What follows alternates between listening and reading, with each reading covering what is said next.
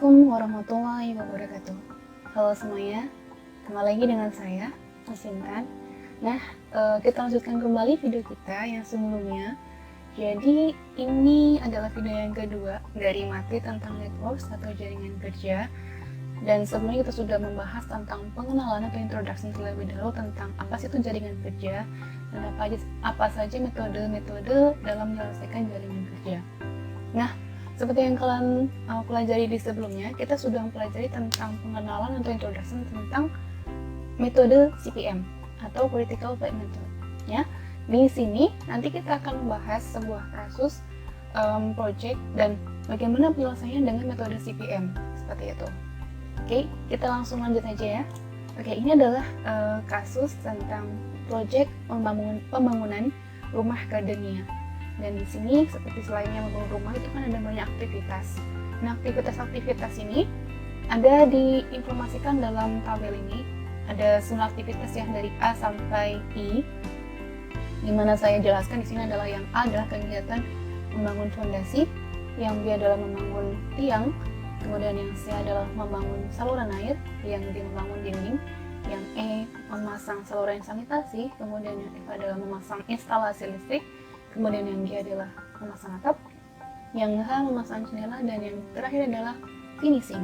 Oke, itu adalah nama-nama kegiatannya. Yang selanjutnya di kolom berikutnya adalah informasi mengenai kegiatan pendahulu. Kegiatan pendahulu adalah kegiatan yang terjadi sebelum kegiatan yang bersangkutan. Contoh kegiatan A ini adalah kegiatan awal, oleh karena tidak ada kegiatan pendahulunya atau tidak ada kegiatan sebelumnya. Sedangkan B itu ada kegiatan pendahulunya, yakni adalah A. Artinya di sini B tidak bisa dikerjakan ketika A belum selesai, begitu. Artinya B hanya bisa dikerjakan ketika A sudah selesai. Nah, di kolom berikutnya ada kegiatan yang mengikuti atau kegiatan yang selanjutnya. Artinya, contoh misalnya A, kegiatan A membangun fondasi itu adalah selanjutnya kegiatan A. Setelah kegiatan A itu bisa dikerjakan kegiatan B dan C. Yang mengikuti adalah kegiatan B dan C, begitu. Artinya untuk mengerjakan kegiatan B dan C, kalian harus terlebih dahulu menyelesaikan pekerjaan atau kegiatan A. Nah, kemudian ini ada informasi berikutnya tentang pekerjaan secara normal dan juga pekerjaan secara cepat. Nah, di masing-masing pekerjaan ini ada informasi waktu dan biaya. Waktu di sini ada dalam hari. Contoh membangun fondasi ada dalam waktu 4 hari, sedangkan waktu cepatnya adalah 3 hari. Kemudian sini ada informasi biaya. Yang sini maksudnya adalah untuk membangun fondasi selama 4 hari itu adalah cost-nya totalnya dalam 6 juta rupiah. Nah, di sini ada 6.000 tambahkan dengan satuan ribu rupiah maka adalah 6 juta rupiah. Itu juga dengan yang cepat di sini. Jadi di sini kalau cepat membangun fondasi dalam waktu 3 hari lebih cepat dari sebelumnya, itu dengan biaya totalnya adalah 9 juta rupiah. Tinggal pilih mana, begitu ya. Dan ini ada informasi semua kegiatan ya, baik yang kegiatan secara normal maupun yang cepat. Sometimes klien itu menginginkan misalnya beberapa kegiatan itu dilakukan secara cepat, sedangkan kegiatan yang lainnya dilakukan secara normal. Bisa begitu, seperti itu. Atau bahkan misalnya seluruh kegiatannya dilakukan dengan cepat. Atau bahkan saya mau normal-normal saja, kayak gitu, dengan kecepatan normal saja, seperti itu. Oke. Nah, ini adalah informasi terkait dengan tabel projectnya, dan ini ada tambahan informasi, ini adalah tentang biaya tidak langsung. Biaya tidak langsung adalah biaya yang tidak ada hubungannya dengan kegiatan. Contoh tidak ada hubungannya dengan bangun fondasi, bangun tiang, seperti itu. Tetapi biaya ini tidak dapat dipisahkan dari proyek. Contoh misalnya ada rapat sebelum misalnya pas perencanaan, seperti itu. Atau misalnya biaya mandor, atau biaya misalnya fotokopi atau yang lain-lainnya, seperti itu ya. Jadi biaya administrasi juga termasuk dalamnya ya, biaya tidak langsung. Nah, biaya tidak langsung ini untuk hari pertama sampai hari ke-14 itu adalah sebesar 500.000 rupiah per harinya. Sedangkan hari ke-15 dan seterusnya itu adalah sebesar 300 rupiah per harinya, gitu. Oke, dan di sini dari informasi yang sudah disajikan ini, tentukan bagaimana jaringan kerja dengan waktu yang diminta oleh klien adalah 100% normal. Artinya yang diinginkan oleh klien adalah dengan pekerjaan normal, ya, kecepatan normal. Jadi tidak menggunakan cepat, ya, seperti itu. Kemudian yang B, tentukan jalur kritisnya. Yang C, waktu penyelesaian dan total biaya normal itu berapa. Kemudian yang D, kita nanti akan menghitung waktu optimal dan biaya optimal. Jadi kita akan melihat selisih antara pekerjaan secara cepat dan secara normal. Kemudian yang E, nanti kita akan menyusun Gantt chart dari berdasarkan network yang sudah kita bangun, ya. Jadi berdasarkan A dan B, nanti kita sudah selesai, kita akan membangun sebuah scheduling atau jadwal yang kita namakan sebagai namanya Gantt chart. Oke, kita akan mulai untuk yang pertama terlebih dahulu, ya. Yang A, ini adalah gambarkan jaringan kerja. Jadi ada beberapa aturan atau rule dalam jaringan kerja ini. Yang pertama adalah setiap kegiatan hanya boleh diwakili oleh satu anak panah saja, ya, di dalam jaringan kerja tersebut. Dan yang kedua, tidak boleh ada dua kegiatan yang diwakili oleh pangkal dan ujung anak panah yang sama, gitu. Nah, selanjutnya nanti di dalam jaringan kerja itu nanti kalian akan menyajikan informasi atau menambahkan informasi terkait dengan durasi atau saya simbolkan D. Kemudian ada early start atau paling cepat mulai kapan, begitu ya. Kemudian ada EF atau early finish, paling cepat selesai kapan, gitu. Kemudian ada LS, late start, artinya paling lambat dimulai kapan. Kemudian late finish atau kita artikan sebagai paling lambat selesai kapan, begitu ya. Jadi contohnya ini, seperti contohnya ada kegiatan A. Kegiatan A itu ada durasinya adalah mungkin misalnya 2 hari misalnya atau 4 hari ya tadi ya. Kemudian di sini ada titik yang mengawali kegiatan A, yang ada titik 1, dan ada titik 2 sebagai akhir dari kegiatan A, begitu.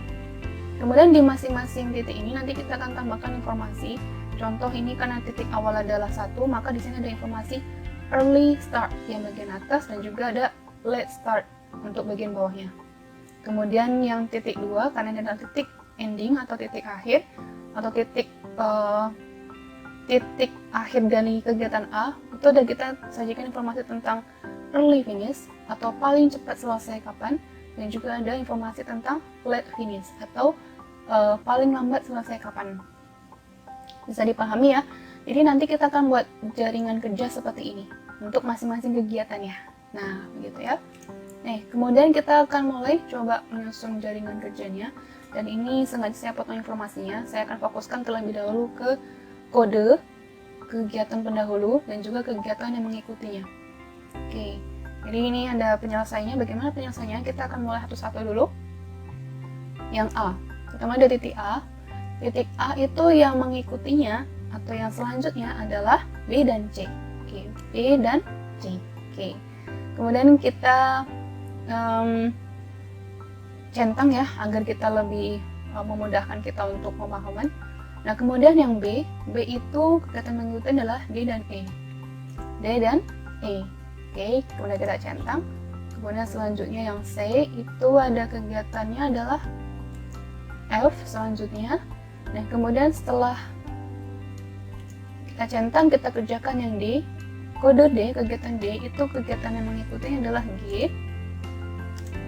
Kemudian kegiatan E yang mengikuti adalah kegiatan H. Kemudian kegiatan F yang mengikuti adalah kegiatan H, gitu. Nah, kemudian selanjutnya ada kegiatan G. Kegiatan G itu diikuti oleh kegiatan I. Itu juga dengan kegiatan H diikuti oleh kegiatan I, gitu. Dan I adalah kegiatan terakhir dari keseluruhan project, gitu. Nah, ini adalah diagram urutan ya, bukan diagram jaringan kerja. Jadi ini adalah diagram urutan kegiatan yang nantinya akan memudahkan kalian untuk menyusun jaringan kerjanya, gitu.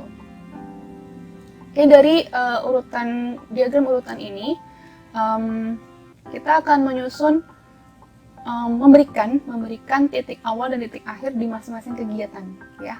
Contoh A itu titik awalnya ada misalnya 1, kemudian titik akhirnya adalah 2, begitu. Saya contohkan seperti ini ya. Kegiatan A dimulai dari titik 1 dan diakhiri dengan titik 2. Kemudian kita masuk ke yang B. B itu diawali titik 2, diakhiri titik 3. Kemudian yang C diawali titik 2, diakhiri titik 4. Kemudian kegiatan D diawali dengan titik 3 dan diakhiri pada titik 5. Kemudian kegiatan E diawali dari titik 3, berakhir titik 6. Kemudian kegiatan F berawal dari kegiatan G berawal dari titik 5 dan berakhir di titik 7. Kemudian selanjutnya kegiatan I itu berawal dari titik 7 dan berakhir di titik 8. Oke, kemudian kita beralih ke F. F itu adalah kegiatan yang dimulai dari titik 4 dan berakhir di titik 6. Kemudian yang H itu adalah berawal di titik 6 dan berakhir di titik 7. Nah, seperti ini ya. Ini adalah jaringan kerjanya, tapi belum ada informasi mengenai durasi, early start, early finish, atau late start atau late finish ya. Nah, selanjutnya nanti kita akan tambahkan informasi kelima tersebut. Kelima informasi tersebut kita akan tambahkan dalam jaringan kerja ini. Nah, ini kira-kira sudah dipahami ya bagaimana pembentukan jaringan kerja awalnya. Oke, kita masuk selanjutnya. Oke, jadi kita tambahkan ya kelima informasi tersebut ya. Yang pertama di sini saya tambahkan adalah informasi tentang durasi ya. Tambahkan informasi durasi. Contoh A itu ada durasinya adalah 4, B adalah 6, C 6, D 8, E 4, F 9, G 10, H 5, dan I 6. Oke, kemudian di masing-masing titik poin, ya titik poin ini nantinya akan kalian buat seperti ini ya. Ada 3 bagian ya. Ada satu penunjuk sebagai nodanya atau noda ya. Kemudian sini ada part tentang IS atau early start. Kemudian sini adalah late start. Kemudian titik akhirnya ada informasi tentang angka nodanya. Kemudian ada informasi tentang IF dan LF. Nah, nanti kita akan cari IS, LS, IF, dan LF dengan cara forward pass dan backward pass. Oke. Sampai tahap ini kira-kira sudah dimengerti ya. Untuk tahap ini kalian sudah masukkan informasi durasi. Oke, selanjutnya kita akan mulai untuk menghitung atau mencari angka IS, IF, LF, LS, dan LF.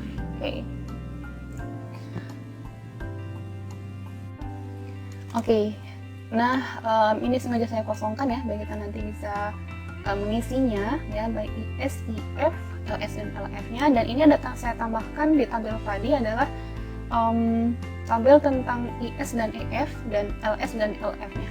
Nah, yang tabel yang IS dan EF ini kita akan dapatkan dari perhitungan forward pass atau perhitungan maju.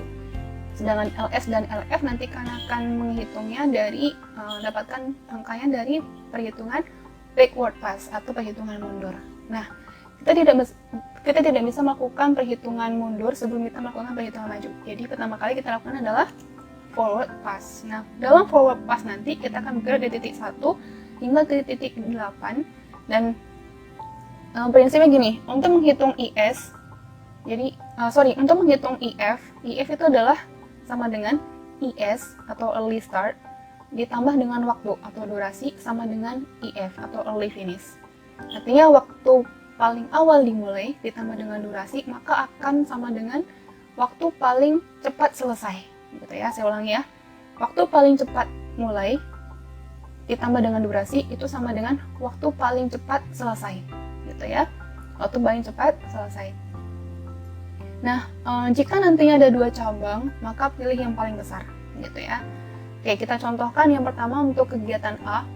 Kegiatan A itu kita mulai dari angka 0 ya, otomatis ya, karena kita akan dari start pertama adalah 0, jadi IS-nya adalah 0. Kemudian kalian cari IF-nya berapa untuk kegiatan A. IF-nya adalah sebesar 0 ditambah dengan 4, sama dengan 4 ya. Oke, jadi sini adalah 4, gitu. Dapatkan dari mana? Dari 0 ditambah dengan durasi 4. Maka sama dengan IF-nya adalah 4. Oke, kemudian kita tulis di tabel. IS dan IF-nya adalah 0/4. Oke. Kemudian kita hitung yang B. Yang B, kegiatan B itu dimulai dari IS-nya adalah 4. Ya, kemudian ditambah dengan durasi sama dengan IF-nya adalah 10. Oke, gitu ya. Jadi bisa dipahami ya, ini 10 dari mana? Dari 4 tambah dengan 6. Oke. Nah, kemudian kita masukkan tabel. Oke, 4 dan 10. Kemudian yang C itu adalah 4. 4 IS-nya ditambah dengan durasi adalah 6, maka IF-nya adalah 10. Oke, kita masukkan tabel. Kemudian kita hitung yang D. D itu adalah IS-nya adalah 10, early start-nya 10, ditambah dengan durasi 8, maka IF-nya adalah sebesar 18. Oke, kita masukkan tabel. Kemudian selanjutnya kegiatan E itu dimulai dari early startnya adalah 10 ditambah dengan durasi 4, maka early finishnya adalah 14. Oke, karena ini ada 2 cabang ya, jadi nanti kita akan lihat mana yang paling besar gitu ya. Jadi kita hitung dulu di sini dulu, ditambahin di sini dulu informasinya 14. Kemudian kita lihat, kita masukkan ke dalam tabel yang ini 10 dan 14.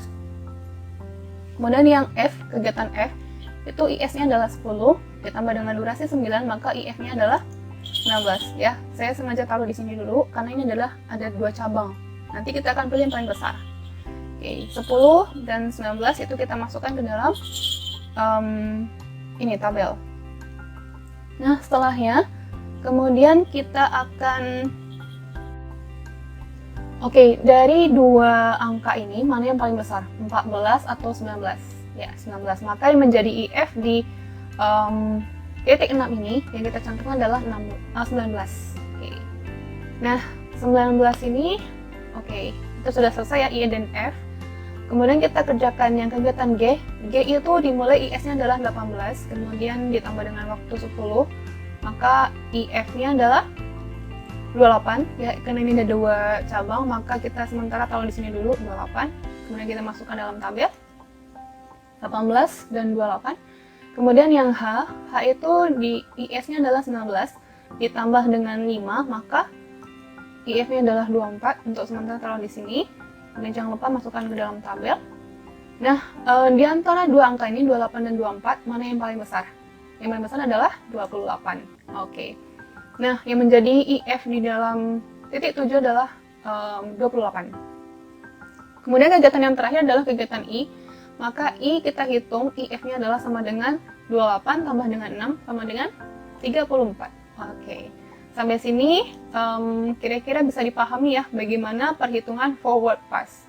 Jadi kalau forward pass itu adalah IS ditambah dengan waktu itu sama dengan IF. Nah, jika ada 2 cabang, maka pilih yang paling besar gitu. Nah, bagaimana untuk yang perhitungan LS dan LF atau late start dan late finish itu dengan cara perhitungan backward pass atau perhitungan mundur dari titik akhir hingga titik depan, titik awal begitu ya. Jadi nanti kita akan menghitung kebalikannya dari titik 8 hingga ke titik 1. Backward pass itu adalah untuk menghitungnya adalah late finish dikurangi waktu itu sama dengan late start ya. Jadi late finish, contoh di sini late finishnya, kemudian dikurangi dengan waktu maka akan menghasilkan late start gitu. Nah, jika nanti ada 2 cabang, kebalikannya, kalau yang tadi forward pass kita pilih yang paling besar, sedangkan kalau yang backward pass itu kita pilih yang paling kecil. Contoh, kita akan kerjakan yang kegiatan I dulu ya, karena ini adalah penghitungan mundur, maka kita kerjakan yang I dulu. Yang I, late finish-nya itu akan sama dengan yang tadi ya, jadi 34. Nah, kemudian late finish dikurangi dengan 6 durasi, maka akan hasilkan adalah late start. Late start-nya adalah 28. Oke. Jangan lupa untuk masukkan dalam tabel. Late start 28, late finish-nya 34. Kemudian kita kerjakan yang H. Yang H itu late finish-nya adalah 28 dikurangi dengan durasi 5, maka sama dengan late start-nya adalah 23. Oke, kita masukkan dalam tabel. Kemudian yang G late finish-nya adalah 28 dikurangi durasi 10, maka late start-nya adalah 18. Oke, kemudian kita masuk ke perhitungan yang F. F itu late finish-nya adalah 23 dikurangi 9, maka sama dengan 14. Oke, kita masukkan dalam tabel.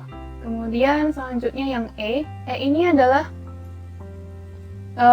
late finish-nya adalah 23 dikurangi 4 durasinya, maka akan hasilnya adalah late start-nya adalah 19 ya. Karena ini ada 2 cabang, maka akan saya tulis terlebih dahulu di luarnya terlebih dahulu ya. Jadi saya tulis di sini 19, kemudian jangan lupa masukkan dalam tabel 19 dan 23. Kemudian selanjutnya yang D adalah late finish-nya 18 dikurangi 8, maka akan hasilkan late start-nya untuk yang D adalah 10.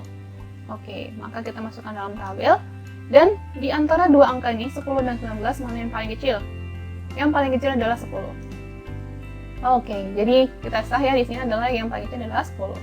Kemudian kita kerjakan yang C. Yang C itu late finish-nya adalah 14 dikurangi durasi 6, maka hasilkan late start-nya adalah 8. Karena dia 2 cabang, maka saya terlebih dahulu lihat dulu ya mana yang paling besar mana yang paling kecil nanti ya. Maka saya tahu di sini. Kemudian yang B, jangan lupa yang C ini dimasukkan dalam tabel. Oke, 8 dan 14. Kemudian yang B itu late finish-nya adalah 19 ya. Late finish-nya adalah 10 dan dikurangi dengan 6, maka hasilnya adalah 4.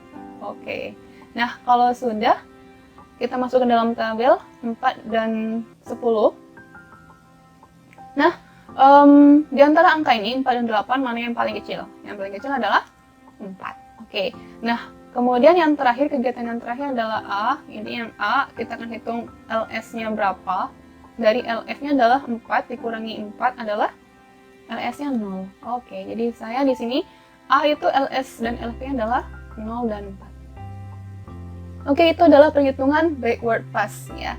Jadi diharapkan semoga bisa memahami ya. Jadi ini mudah sekali kok. Nah, ini adalah perhitungan forward dan backward pass, dan ini adalah rekapitulasi dari CPM-nya. Nanti akan memudahkan untuk membuat schedule Gantt chart-nya. Oke. Nah, selanjutnya yang B, kita tentukan jalur kritis. Jalur kritis adalah suatu deretan kegiatan kritis yang menentukan jangka waktu penyelesaian bagi keseluruhan proyek. Dan suatu kegiatan dikatakan kritis itu kalau suatu penundaan atau penangguhan dimulai kegiatan tersebut akan mengakibatkan tertundanya waktu penyelesaian seluruh proyek. Jadi tadi kita sudah mengartikan bahwa misalnya kegiatan ini keseluruhannya itu akan selesai dalam waktu 34 hari ya. Jadi kalau misalnya ada salah satu kegiatan kritis yang molor kegiatannya gitu, penyelesaiannya, maka itu akan mengakibatkan adanya keterlambatan atau kemoloran juga pada keseluruhan proyek, seperti itu. Jadi itu maksudnya ya. Jadi intinya kebalikannya, suatu kegiatan dikatakan tidak kritis kalau waktu antara mulai paling awal atau early start-nya dan waktu penyelesaian paling akhir lebih panjang daripada waktu yang seharusnya diperlukan. Dan dalam hal ini kegiatan tidak kritis dikatakan mempunyai waktu yang mengambang atau slack gitu. Jadi ada toleransi begitu. Jadi kalau untuk kegiatan kritis itu artinya tidak ada toleransi, jadi harus selesai dalam kurun waktu tersebut. Sedangkan yang kategori kegiatan tidak kritis itu artinya boleh ada penangguhan atau toleransi kapan mulai mengerjakannya, seperti itu. Oke, selanjutnya kita akan bahas ya bagaimana menentukan jalur kritis dari diagram jaringan kerja yang sudah kalian buat tadi. Jadi di sini gampang sekali. Kalian tinggal perhatikan saja early start dengan late start-nya itu apakah ada perbedaan, dan juga early finish dengan late finish-nya apakah ada perbedaan. Contoh kegiatan A itu IS-nya adalah 0, sedangkan LS-nya adalah 0. Tidak ada perbedaan ya. Kemudian yang IF-nya adalah 4 dan LF-nya adalah 4. Tidak ada perbedaan. Artinya tidak ada toleransi. Nah, tidak ada toleransi artinya ini merupakan kegiatan kritis. Nah, kemudian saya buat tanda panah merah ya, saya ubah jadi tanda panah merah, gimana kan bahwa ini adalah kegiatan kritis. Bagaimana dengan B? B, IS-nya adalah 4, LS-nya adalah 4, kemudian IF-nya adalah 10, dan LF-nya adalah 10. Keduanya ini sama ya, jadi ini tidak ada toleransi dan ini merupakan kegiatan kritis. Bagaimana dengan C? C itu IS dan LS-nya sama, 4, sedangkan early finish dan late finish-nya itu adalah berbeda. Jadi di sini untuk yang IF-nya adalah 10 sedangkan LF-nya adalah 14, ada perbedaan sebesar 4 hari. Dan ini menunjukkan ada toleransi sebanyak 4 hari atau selama 4 hari. Dan karena ada toleransi maka ini kegiatan C bukanlah kegiatan kritis. Oke. Kemudian yang D. Yang D, IS dan LS-nya itu sama 10 sedangkan IF dan LF-nya itu sama juga ya, 18 dan 18, sehingga dikatakan sebagai kegiatan kritis karena tidak ada toleransi. Saya berikan tanda panah merah. Kemudian yang E itu adalah IS dan ES-nya. IS dan LS-nya itu adalah 10, sama-sama 10. IS dan sedangkan yang IF dan LF-nya itu adalah sebesar 19 dan 23.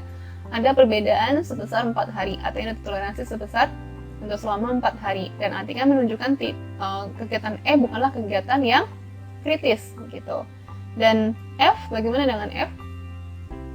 F itu IS dan LS-nya adalah 10 dan 14, ada perbedaan ya. Kemudian juga dari segi IF dan LF-nya juga ada berbeda. Maka ini bukan kegiatan kritis yang F. Kemudian yang G itu IS dan LS-nya sama ya, jadi 18-18. Kemudian yang IF dan LS-nya juga sama, 28 dan 28. Artinya tidak ada toleransi dan ini merupakan kegiatan kritis. Saya berikan tanda panah merah. Bagaimana dengan H? H itu IS dan LS-nya adalah 19 dan 23, jadi ada perbedaan dan artinya ada toleransi, maka ini bukan kegiatan kritis. Dan kemudian yang terakhir bagaimana dengan I?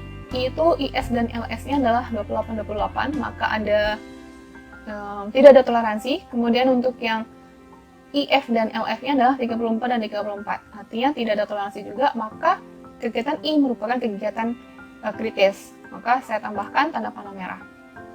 Nah, jalur kritisnya adalah berikut. A, B, D, G, dan I.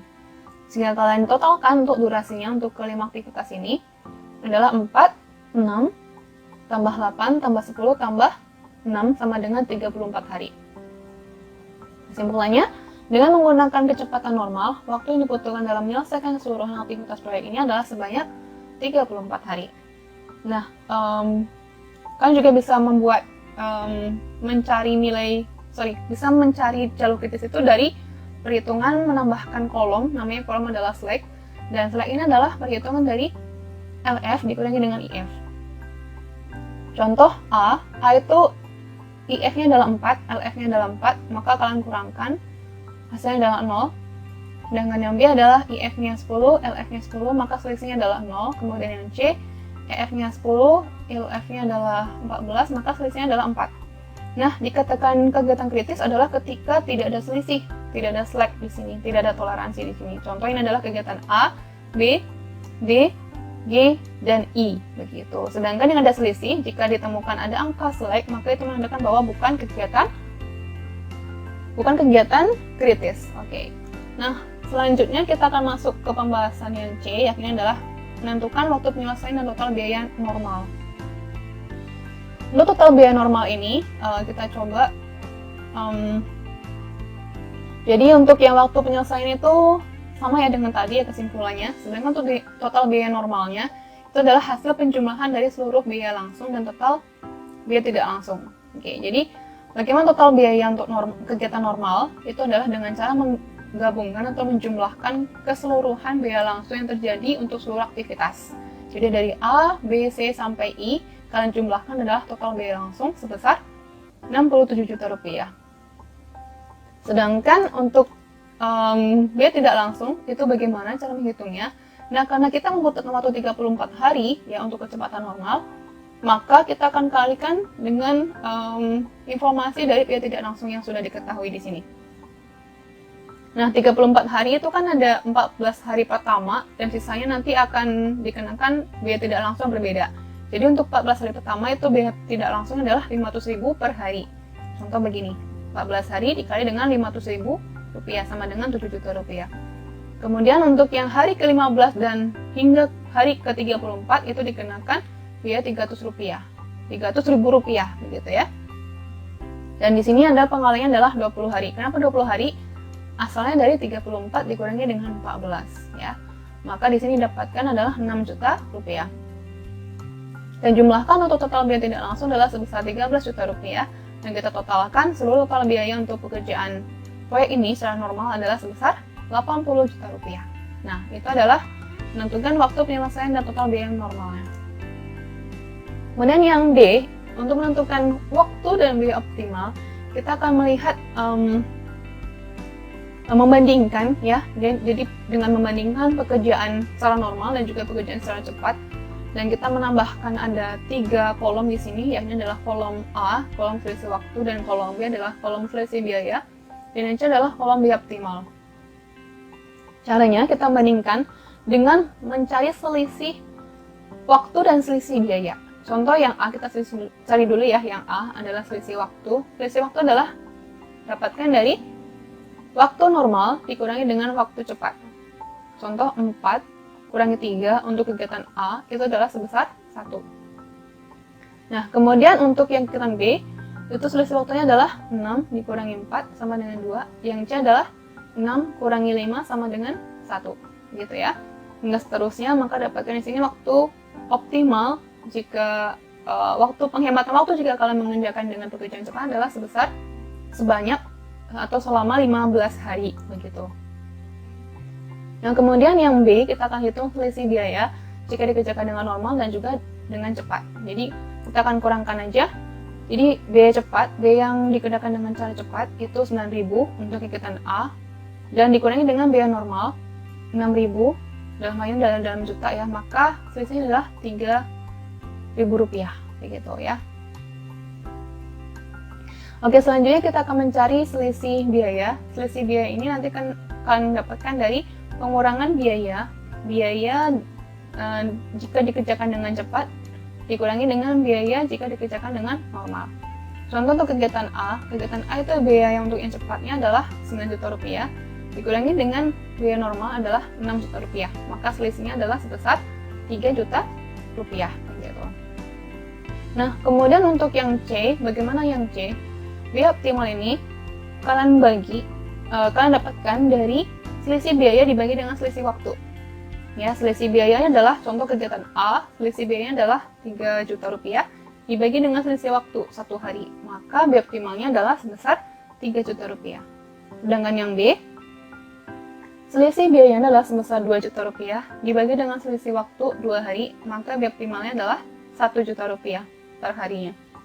Hingga kalian kerjakan sampai ke kegiatan I dan kalian dapatkan total biaya optimalnya adalah sebesar Rp9.500.000. Oke, itu adalah perhitungan waktu dan biaya optimal di kasus pembangunan rumah gardennya ini ya.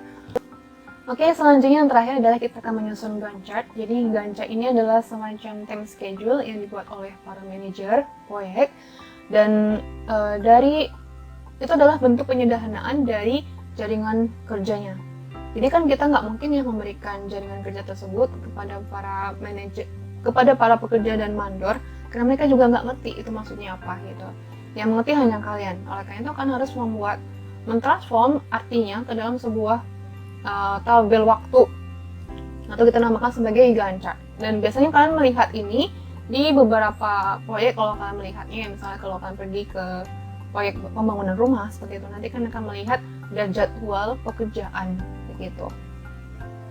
Nah, contoh dari Gantt chart seperti ini, jadi ini opsional seperti misalnya ada informasi kode dan ada kegiatan ya seperti itu. Kemudian di sini ada informasi waktunya. Contoh misalnya ini kita mulai dari tanggal 1 Februari hingga nantinya akan berlanjut sampai sesuai dengan keseluruhan proyek ya. Misalnya sini adalah sampai 6 Maret. Karena kan pas 34 hari ya. Nah, kita coba untuk yang kegiatan A, membangun fondasi. Membangun fondasi dimulai dari titik 0, jadi kita mulai dari early start-nya paling cepat adalah dimulai dari angka 0 kan. Nah, kemudian paling cepat selesai di hari keempat ya. Jadi kita mulai dari angka 0, kemudian berakhir di hari keempat sore misalnya seperti itu. Kemudian selanjutnya ini yang paling cepatnya. Nah, bagaimana dengan yang paling lambat selesai dan paling lambat mulai dan paling lambat selesai? Paling lambat mulai itu adalah sama juga ya, 0, dan paling lambat selesai adalah di hari keempat. Oke, di akhir hari keempat. Oke. Di sini menunjukkan bahwa tidak ada toleransi ya, baik yang cepat maupun yang lambat harus dimulai pada hari pertama dan juga harus selesai di akhir hari keempat gitu. Nah, selanjutnya bagaimana dengan yang B? Yang B itu dimulai dari IS-nya adalah 4. 4 di sini menunjukkan bahwa bukan berarti dimulai dari hari keempat, tapi justru dimulai pada hari ke-5. Kenapa? Artinya di sini setelah selesai kegiatan yang A, maka kita kerjakan kegiatan yang B. Oke, maka kita mulai dari hari ke-5 ya, kemudian selesai di hari ke-10 akhir. Jadi dia mulai dari jam pagi hari kelima, tanggal kelima, kemudian akan selesai di tanggal 10 sorenya, begitu ya. Ini waktunya pas ya, 6 hari ya, 1, 2, 3, 4, 5, 6. Ini yang paling cepatnya. Kemudian bagaimana dengan yang paling lambatnya? Jadi paling lambat dimulai juga sama ya, di hari kelima pagi dan berakhir di hari ke-10 sore, gitu. Nah, ini untuk yang bisa dikatakan untuk kegiatan A dan B itu adalah kegiatan kritis ya. Kenapa? Karena tidak ada toleransi. Kemudian bagaimana yang C? Yang C itu dimulai dari akhir hari keempat atau awal atau pagi hari kelima dan berakhir di sama ya, di hari ke-10 sore. Sedangkan kalau yang versi paling lambat dan paling lambat mulai dan paling lambat selesainya adalah paling lambat mulainya adalah 8. Jadi di sini di titik 9 ya. Kemudian late finish-nya atau paling lambat selesainya adalah di hari ke-14 sore. Gitu. Jadi untuk yang kegiatan C itu paling cepat dimulai pada hari ke-9 pagi dan berakhir paling lambat di hari ke-14 sore. Begitu. Kemudian untuk yang D itu kita mulai dari dari 10 ya. Kemudian yang D di sini kita mulai dari early start-nya adalah 10. Ya, artinya pada kita mulai dari sini ya 11 ya. Dan akan berakhir di hari ke-18 sorenya. Nah, kemudian bagaimana dengan yang late start dan late finish-nya itu kita lihat sama ya. Oke, jadi karena dia ada titik kritis maka titik awal dan titik akhirnya itu sama, baik yang early maupun yang late. Nah, kemudian yang E, F, G, H, I nanti kalian coba kerjakan ya. Seperti ini adalah sajiannya. Ini yang E, kemudian ini adalah yang F, ini yang G, kemudian yang ini adalah H, kemudian ini adalah yang I, gitu. Nah, ini adalah bentuk dari Gantt chart time schedule dari jaringan kerja yang sudah kita kerjakan tadi, gitu. Nah, oleh karena itu sudah berakhir untuk penyelesaian kasus ini. Dan diharapkan semoga bisa mengerti. Kalau tidak, boleh diulang-ulang lagi materi tadi sebelumnya tadi dari awal sampai selesai. Dan mungkin ketika kalian sudah mengulangnya sebanyak 3 kali, saya jamin kalian akan mengetahuinya. Oke. Nah, terima kasih banyak ya sudah memperhatikan penyelesaian kasus project dengan CPM ini. Kita akan ketemu lagi dengan penyelesaian kasus project dengan PERT di minggu depan. Oke, terima kasih banyak. Assalamualaikum warahmatullahi wabarakatuh.